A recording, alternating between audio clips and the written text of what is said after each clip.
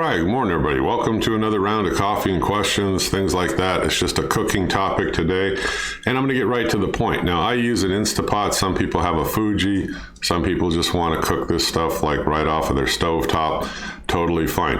I'm going to show you how to make shredded beef that is absolutely fantastic. I tried it the other weekend over at a friend's house when we were all sitting around watching some sports channel. And his wife came out and said, look what I made. I said, hey, what's the recipe? And so I tweaked it a little bit to add a little bit more flavor to it. So here we go. Let me change the screen, show you what you need. Give me just a sec. Okay, so I call it Mexican shredded beef. Now, you can call it what you want, and you can go down the ingredient list, and you'll kind of see why. Now, I got a couple of tips for you. I'm going to switch the page in a minute and show you. But if you go down this, you know, the red underlining is because I misabbreviated this, but it's also to draw your attention to it's a tablespoon, not a teaspoon. Got a couple of comments from people going, well, I was confused. I go, well, I'll underline them to make it easy, but I'm going to add this into my recipe list that I have online. And I refer back to them, and I've got family and friends, I mean, that of course come over, look at this, and you know, they make it. So, I mean, it's up to you, but you go right down. These are very simple ingredients to get. The part where some people get a little confused is that 2 to 3 pound beef stew meat. Let me change over. Let me show you the next screen on how you put this together. It's absolutely a fantastic dish. It's fast, it's easy to make. Here, let me show you. Okay, now you're going to notice on instructions on number 1, you're going to take all those dry ingredients and put them like on a paper plate or something and mix them all up, and then you're going to season the meat. Now, what I do, you can of course cook this in your Instapot. You can do that. I did it on a skillet, okay? And then if you take a look here, it tells you exactly how to do that on step 2, step 3.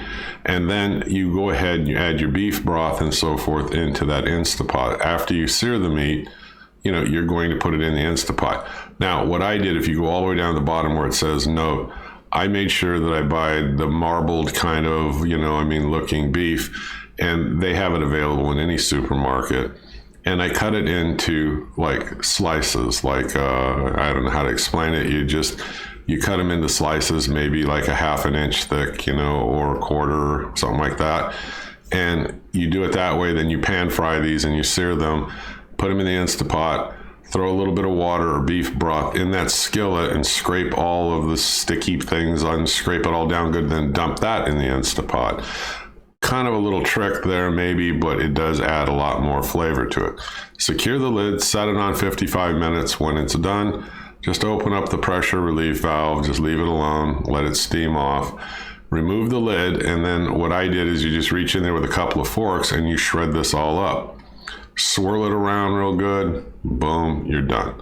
Now that's the way I did it, and it turns out, I mean, fantastic. So I hope you got something out of this. I mean, I hope you give me a thumbs up. I try to get right to the point with no long intros and no padding in this, but like I said, this is a recipe catalog for me and friends also, but if you like it, let me know. I mean, I'll keep sharing these with you as I come up with them, and you know, I try them out.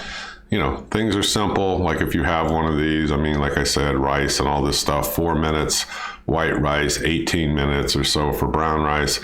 And, you know, you can add things into them like cilantro and lime, and, you know, you can play around and have a lot of fun. And that's what the videos are about. So I hope you click subscribe. I hope you keep following me. I'm the home handyman. We'll do some projects just as soon as work lightens up a little bit. I'll see you folks on the next video. You have a great day. Bye-bye.